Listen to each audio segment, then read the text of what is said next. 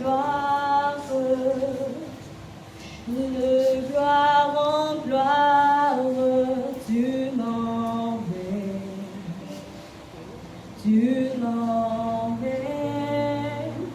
dans les profondeurs, de ta sainteté, tu m'emmènes, Seigneur, de gloire en gloire, de gloire en gloire,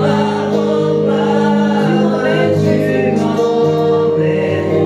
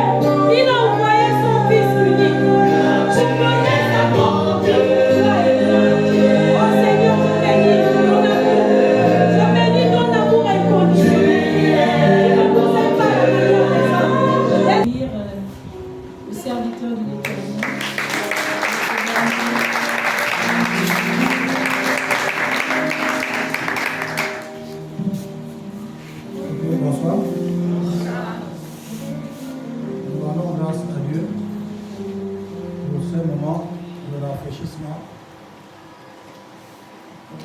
Nous voulons parler d'un quelque chose de connu. Nous voulons peut-être pas introduire, mais nous voulons parler du jeûne et de la prière. Ce qui est sûr ce soir, nous parlerons simplement du jeûne. Et ce n'est pas très sûr que nous partons jusqu'à la fin pour comprendre tout ce qui est autour du jeûne. Je crois dimanche, on a annoncé, je crois que du 16 au 20, nous aurons un rallye de prière. Je crois que le thème c'était Seigneur, comment voir ta gloire. Et ce soir, nous voulons tourner autour de ça. Nous avons arrêté ce temps de rallye parce que tout tourne d'abord autour de la prière. La vie elle-même tourne autour de la prière. Certainement, nous vous donnerons les modalités de comment ça va se dérouler. Mais nous terminerons vendredi par une veillée de prière. Généralement, quand nous parlons de jeûne, ou quand nous jeûnons, c'est souvent, quelquefois, ou généralement, suite à un problème. Ou un problème de maladie. Quelquefois pour les problèmes de mariage. D'autres pour les problèmes de chômage. Il faut que je jeûne pour que Dieu m'ouvre les portes du travail. D'autres quelquefois pour des raisons de stérilité.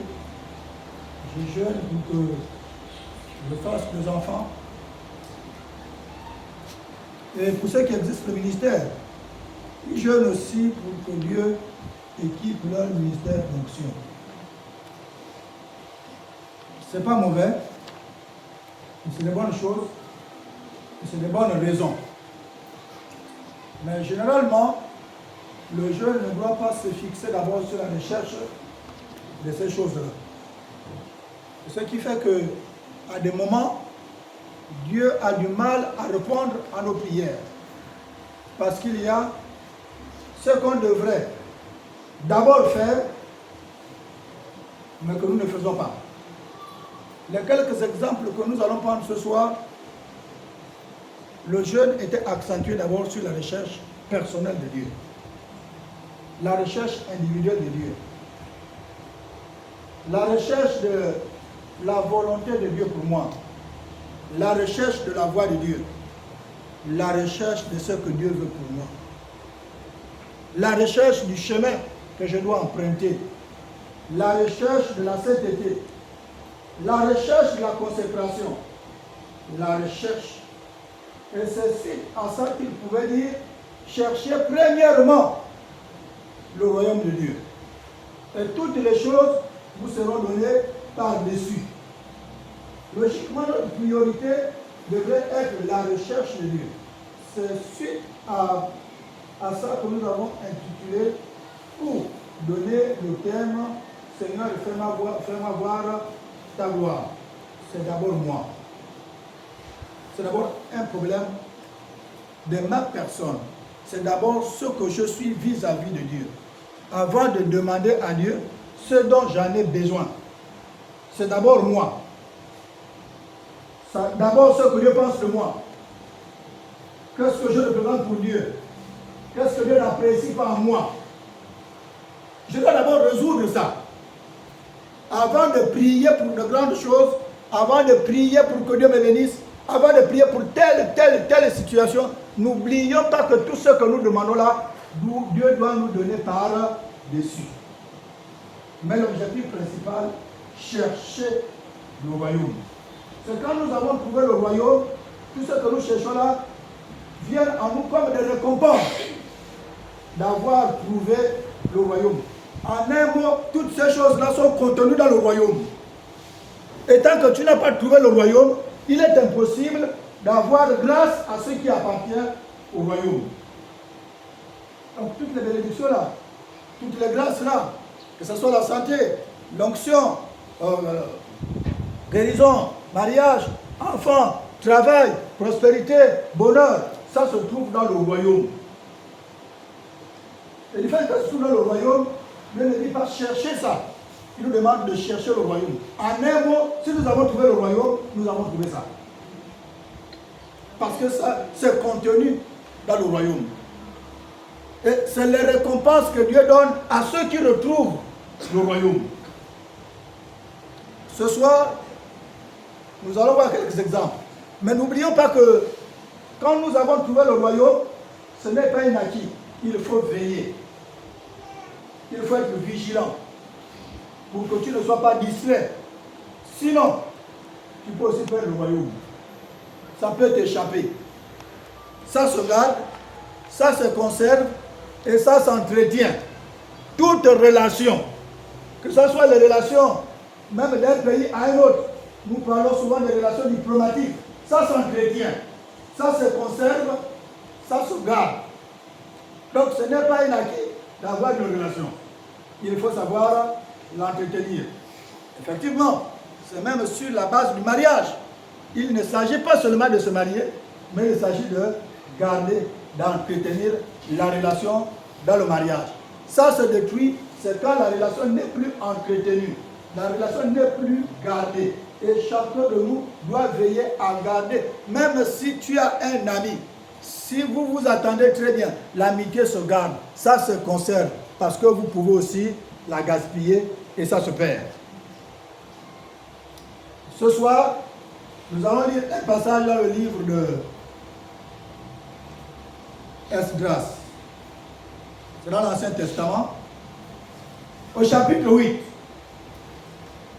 Vous êtes là? Levez un peu les mains. Voilà. Il ne faut pas fermer les yeux ouverts. Esdras chapitre 8. Nous allons lire du verset 21 au verset 23. Esdras. Là, près du fleuve d'Ahava, je publierai un jeûne d'humiliation devant notre Dieu, afin d'implorer de lui un heureux voyage pour nos enfants et pour tous ceux qui nous appartiennent. J'aurais eu honte de demander au roi une escorte et des cavaliers pour nous protéger contre l'ennemi pendant la route. Car nous avions dit au roi, la main de notre Dieu est pour leur bien sur tous ceux qui le cherchent, mais sa force et sa colère sont sur tous ceux qui l'abandonnent. C'est à cause de cela que nous jeûnâmes et que nous invoquâmes notre Dieu et il nous exauça. Amen. Amen. Amen. Ça c'est Esdras. Esdras va publier un jeûne. Je vous disais que nous avons plusieurs raisons. Ici, Esdras va publier un jeûne. Mais suivez bien, avant même de publier un jeûne, il est déjà parti rassurer au roi qu'en partant, la main puissante de Dieu va les garder et va les protéger. Donc quand il va jeûner ici, il ne doute pas de la puissance et de la protection de Dieu. Mais il doute plutôt de la vie, de leur vie et de la vie du peuple vis-à-vis de Dieu. En un mot, Dieu de son côté, il est fidèle. Mais il n'était pas convaincu que la vie du peuple là pouvait être appréciable pour Dieu. Donc il ne va pas jeûner pour demander la protection divine. Il est rassuré, il est convaincu que Dieu les protège, que Dieu les garde. Mais toutefois, il n'est pas convaincu de la qualité de vie du peuple vis-à-vis de Dieu. Je ne sais pas si vous comprenez. Mais généralement, quand nous jeûnons, nous rentrons directement dans le sujet ou dans le combat.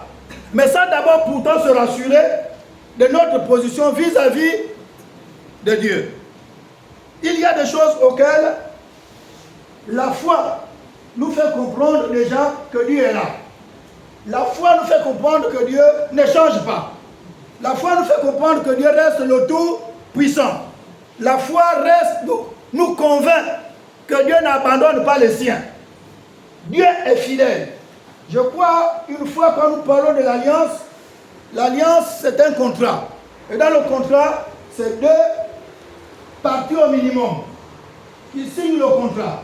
Et dans le contrat, chaque partie a des droits et des devoirs. C'est quand vous signez un contrat du travail, la société a besoin de votre expertise. On se comprend. Mais en retour, vous avez besoin de la société, de l'argent. Et vous signez. La société attend de vous le rendement. Et vous attendez de la société l'argent. Donc, aussi longtemps que les deux parties vont respecter les clauses, vous irez certainement jusqu'à la fin du contrat, sans pourtant la réviser pour rompre. C'est ce que nous avons tissé avec Dieu. On a tissé une alliance. Et dans l'alliance, Dieu a une partie de responsabilité. Dans les responsabilités de Dieu, il y a la protection divine qui figure dans le contrat. Donc ça c'est un droit pour nous. On se comprend. Et maintenant ce que lui il attend de nous, c'est la fidélité. La fidélité à la relation, la fidélité au contrat, mais il attend également de nous le service que nous devons faire pour lui. Vous comprendrez que sur cette base-là, Dieu ne change pas. Et s'il y a quelqu'un qui est plus fidèle que l'autre dans le contrat, c'est Dieu. Donc logiquement pour nous, si on a confiance à ce Dieu-là, ce dont nous devons remettre en cause de temps en temps, pas ce que Dieu devait faire pour nous, mais plutôt ce que nous devons faire pour Dieu. C'est ce que nous devrons logiquement remettre en cause pour réviser le contrat de temps en temps. Parce que Dieu est fidèle. La preuve est qu'il a tissé son contrat, nous n'étions même pas encore nés. Et il est fidèle. Souvenez-vous de tout ce que nous disons. Dieu d'Isaac, Dieu de Jacob, Dieu d'Abraham.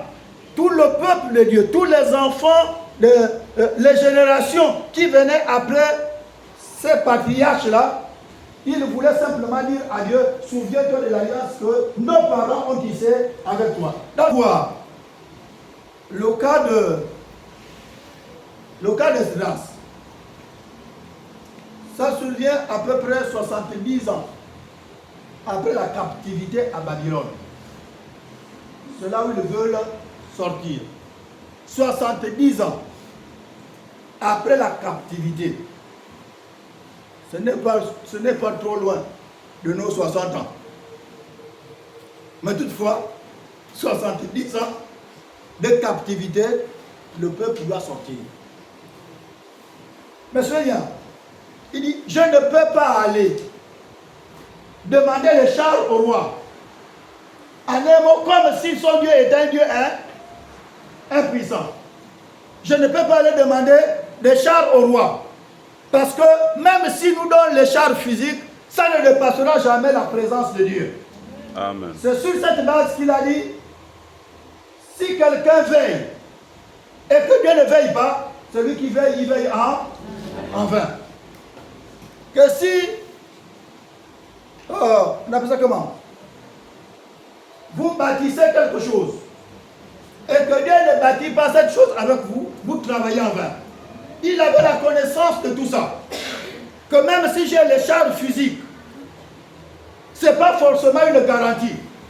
Parce que malgré la présence des chars physiques, s'il vous plaît, ça n'influence pas le monde spirituel. Et lui, il était conscient que la présence de Dieu pouvait combattre non seulement physiquement, mais aussi spirituellement. Il a dit, je ne peux pas aller demander de l'aide des chars au roi. Ça va faire une honte. C'est comme si je n'avais plus confiance à mon Dieu. Nous avons été dimanche passé à ce site et on était sérieusement, on appelle ça comment, tourmentés. Nous étions à la consécration du conseil. Vous conviendrez avec moi que quand on vous appelle pour une circonstance, logiquement le message va être le message orienté vers la circonstance. Toutefois, il y a eu une pensée qui dominait plus forte. Vous connaissez.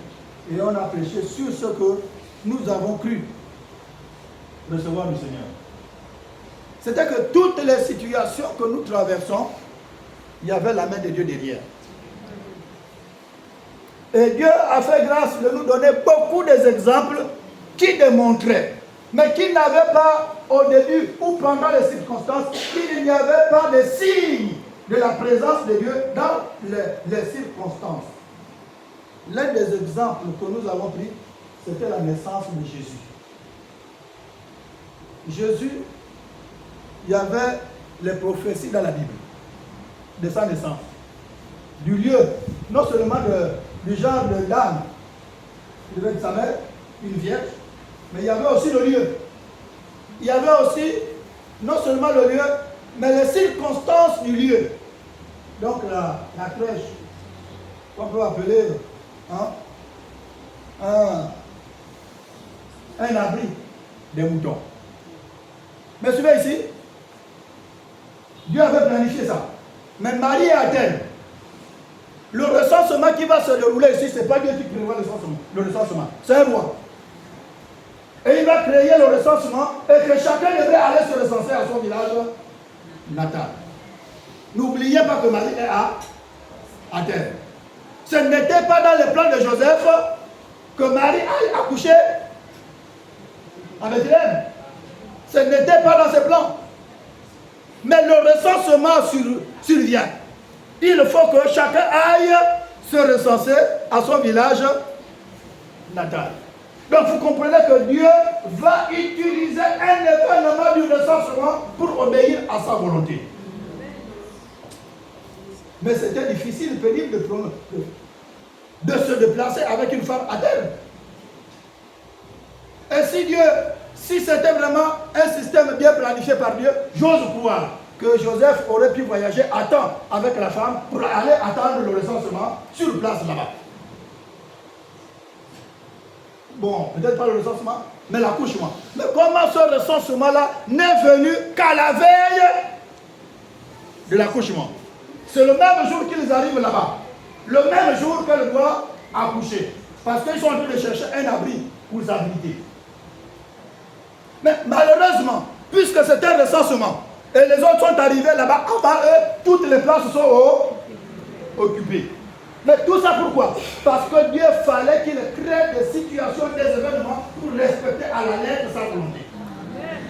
Nous avons donné aussi d'autres exemples qui ont conduit ou qui ont été programmés, qui n'avaient rien à voir certainement avec Dieu. Et imaginez, c'est la naissance de Moïse.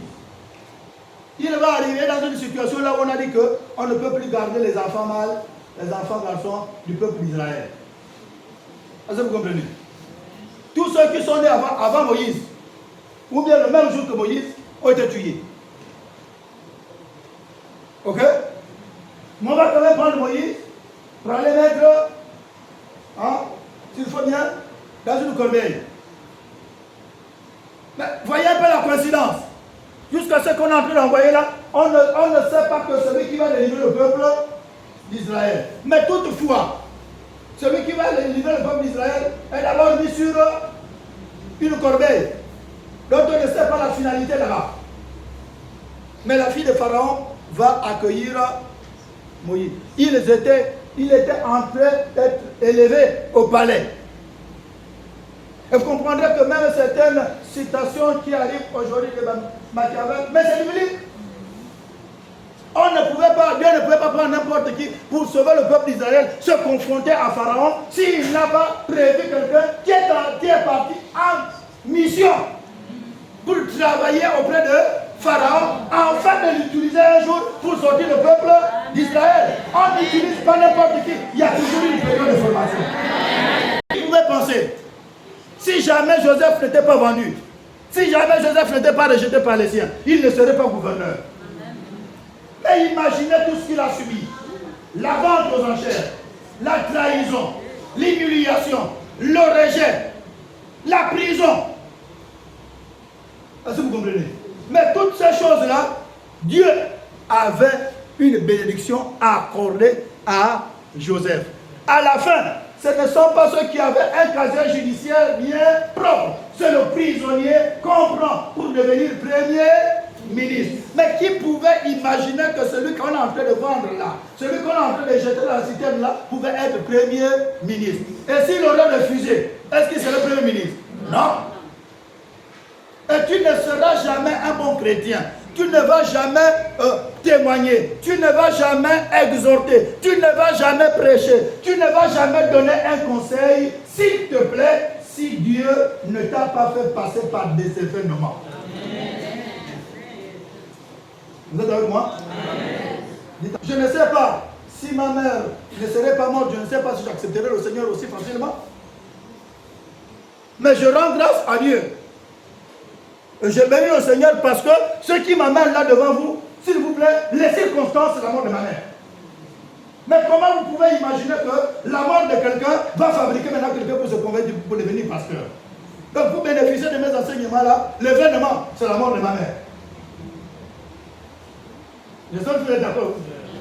Et c'est à cause de ça que la Bible déclare que toute chose concourt au bien de ceux qui aiment Dieu. Mais s'il vous plaît, quand elle mourait là, je ne voyais que le ciel et la terre en train de me presser comme ça. Je n'avais jamais su que derrière cet événement là, il y avait la conversion, il y avait la paix du Seigneur.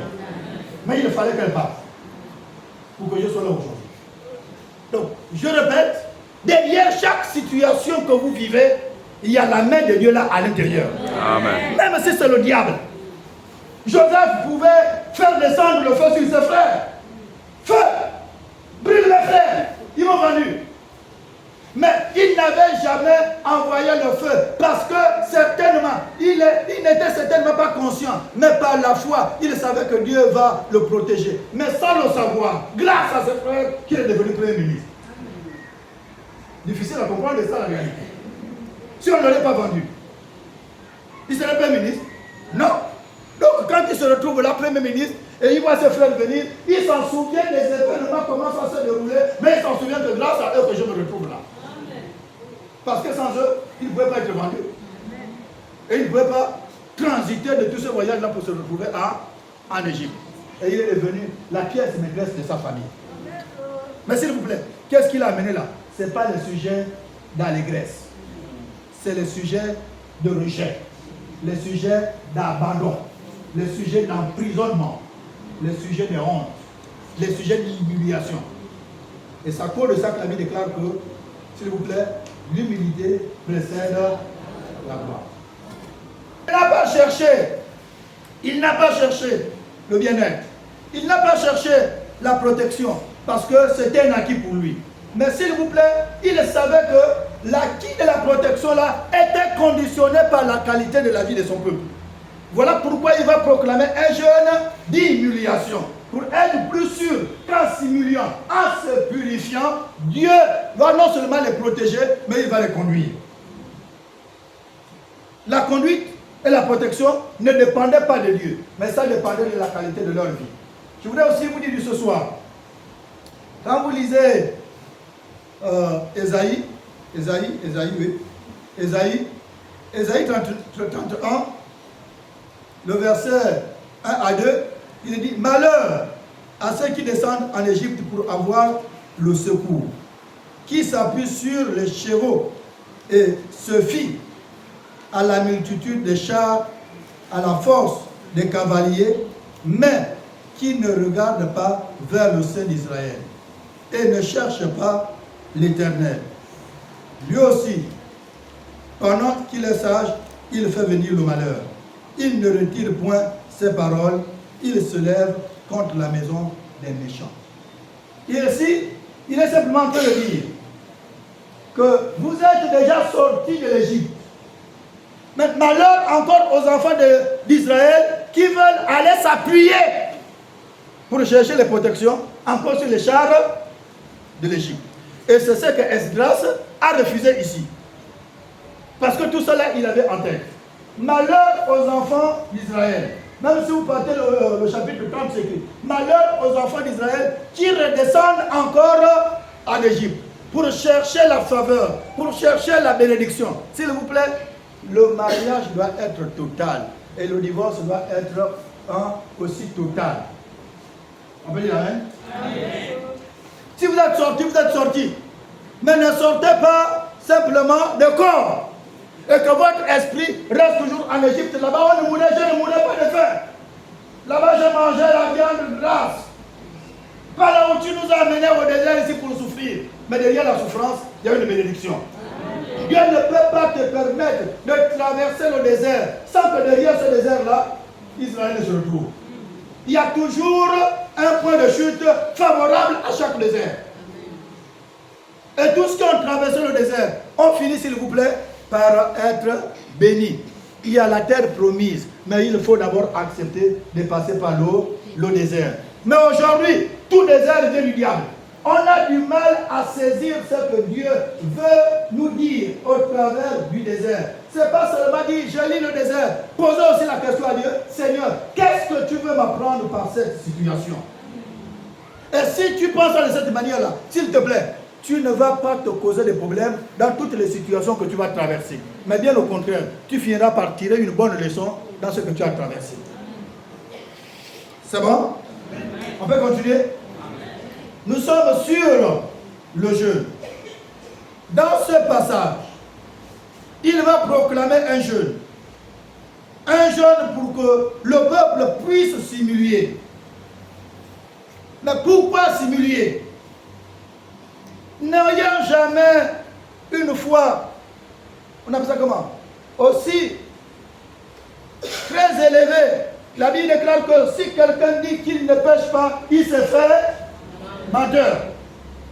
Toutes nos prières, tout notre temps de consécration, tout notre temps, même avant de demander une faveur à Dieu. Vous avez vu la dernière fois que nous avons fait le temps de prière, il y a une manière dont le pasteur Nicolas était venu nous enseigner.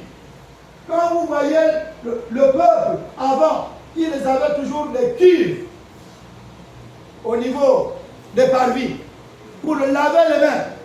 C'est le même système que les musulmans. Avant qu'ils ne prient, ils lavent les mains, ils lavent la bouche, ils lavent les pieds. Mais pourquoi ils font ça?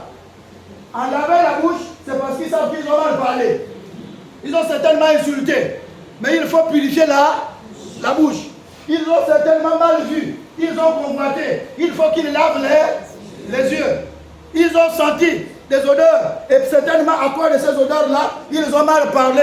Et il faut qu'ils purifient le nez.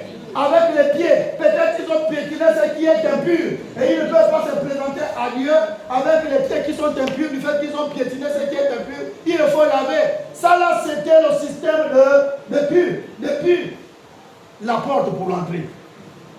On se comprend? Mais en fait, quand Jésus arrive, il ne voudrait pas que ça se passe comme ça. Parce que pour lui, ce n'est pas les mains, ce n'est pas les pieds, ça devient le cœur. Okay? Et du fait que ça devient le cœur, à chaque fois que tu le rentres à l'intérieur, donc depuis les parvis, il faut que le cœur soit purifié. C'est à cause de ça que le point de départ de toutes nos prières devait être d'abord la purification. Seigneur, pardonne-moi. Seigneur, lave mon cœur. Seigneur, lave mes pensées. Mais les gens sont devenus tellement spirituels. Ils pensent maintenant qu'ils ont atteint le degré. Frères et sœurs, tant que tu ne l'as pas fait, Dieu n'est pas obligé d'exaucer ta prière parce qu'il sait qu'il y a encore de l'impurité dans ce que tu as fait la journée. Donc, c'est normal qu'avant que vous ne rentrez en présence de Dieu, vous lavez les mains, vous lavez les pieds, mais plus avec l'eau, mais avec le sang de Jésus. C'est ce sang-là qui nous purifie. Ce sang qui nous sanctifie. Quand nous rentrerons dans la phase, nous avons dit ça, le rallye de prière. Mais vous avez compris que la première chose, c'est Seigneur, fais-moi voir ta gloire. Mais il ne te fera pas voir sa gloire si tu n'es pas passé par la sanctification. Les théologiens disent qu'il y a deux genres de sanctification. Il y a la sanctification qui s'opère le jour que nous avons accepté le Seigneur. Ça c'est... Mais malheureusement, ou heureusement, quand on se convertit, au fait, toutes les pages sales, écrites, souillées par les actes, les paroles, les pensées, les murmures, le jour de la conversion, Dieu déchire. Est-ce que vous comprenez? Amen. Et quand ce qui se présente devant nous, c'est un casier judiciaire très propre. Mais malheureusement, on ne meurt pas le même jour. Et déjà, vous ne voulez, personne ne va vous dire. La seule prière, c'est que vous devrez vivre aussi longtemps. Amen. Vous devez voir les enfants, les bons-enfants, les arrières. Amen. Est-ce que vous comprenez? Ceux qui ne vous donnent vierge, là, malheureusement, ça se salit toujours. Et en se salissant, il dit là maintenant, si nous confessons nos péchés. Est-ce que vous comprenez? Lui, il est fidèle et juste pour nous pardonner et nous purifier de toute iniquité. Ça, c'est la sanctification maintenant progressive. À chaque fois que ça se salit, au même moment, tu te rends compte et tu laves. Amen. Il y a certains habits comme vous portez, si vous n'avez pas lavé aussitôt, la tâche ne quitte plus. Hein? Vrai ou faux? Moi, généralement, dès que je m'aperçois qu'il y a une tâche, si je ne suis pas trop loin de ma maison et que je tiens à cet habit-là, je cours rapidement pour plonger.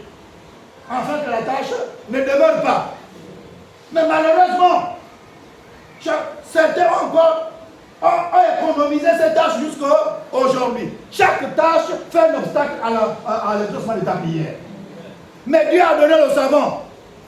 Il a même donné, n'importe comment. Le javel, hein? Bon, je ne sais pas encore quelques autres produits là-bas, mais il a tout donné. Pour permettre à chacun de nous, qu'à chaque fois que ça se salit, s'il vous plaît, on lave. Chaque fois que ça se salit, on lave. Mais ne pensez pas que ça ne se salit pas. Par les pensées, ça se salit. Même en se regardant là, ça se salit. Amen. Vous n'êtes pas convaincu de ça? La convoitise, pas quoi? Pas par les yeux. Mais quand tu as convoité, tu as fait comment? Tu n'as pas péché. Mais il a dit que quand tu convoites une femme, tu as déjà commis? Bon, c'est pas seulement les femmes, hein, parce que c'est pas seulement les hommes. On se convoite réciproquement. Mais toi-même, tu te rends compte que tu as insulté quelqu'un la journée. Ça me met en conflit avec Dieu. Tu dis, Seigneur, moi j'ai insulté la sœur. Pardonne-moi. Même si tu n'as pas quand même le courage d'aller voir la sœur, mais quand même, aie le courage de reconnaître ça devant Dieu.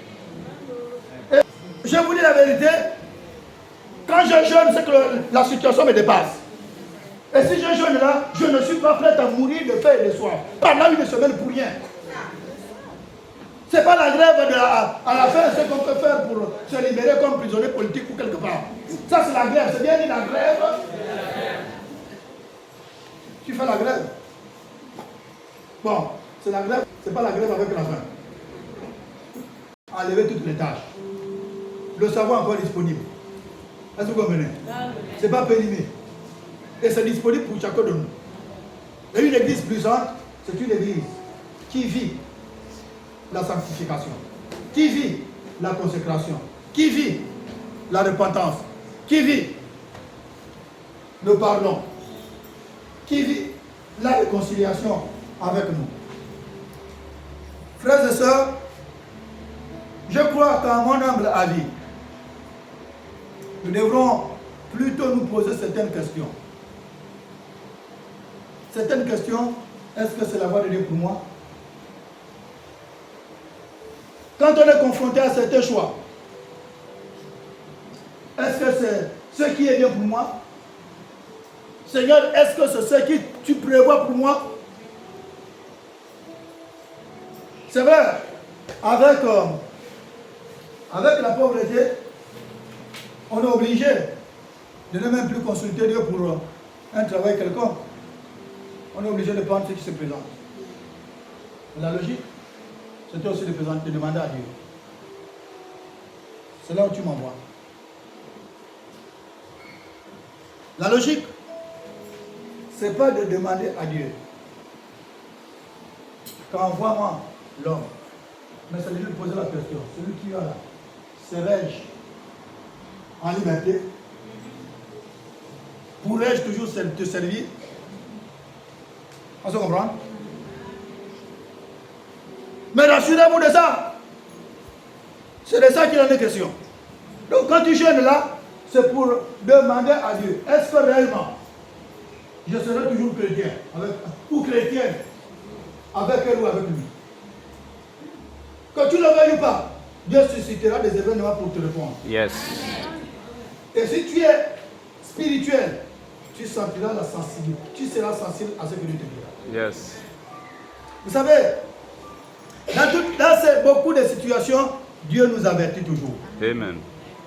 Sur toutes ces situations de mariage-là, Dieu nous avertit toujours. L'une de mes responsables, je vois que là j'étais pasteur à Nimongo, est venu me soumettre une situation là où son mari prenait une troisième femme. C'était tendu.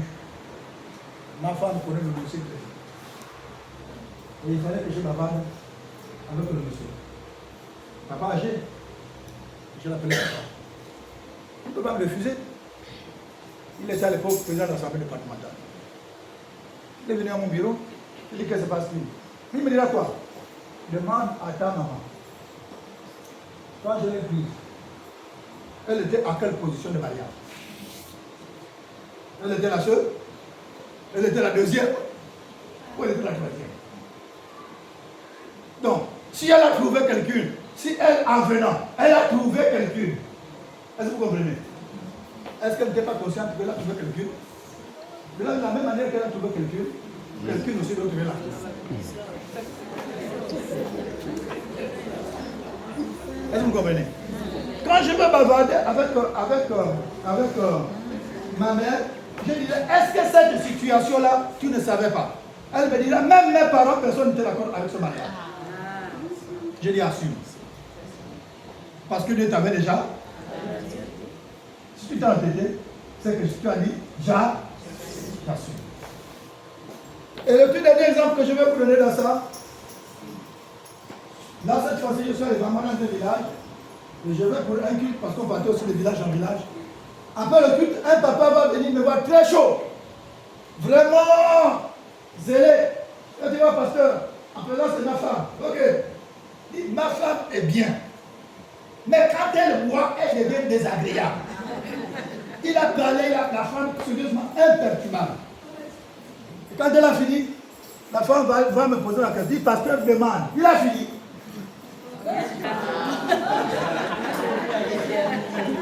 Est-ce que vous comprenez? Après, il dit, là, c'est le problème. Où est le problème? Là, c'est le problème. Ça, c'est la réponse de l'homme. Il dit, ok, deuxième question. Demande à mon mari.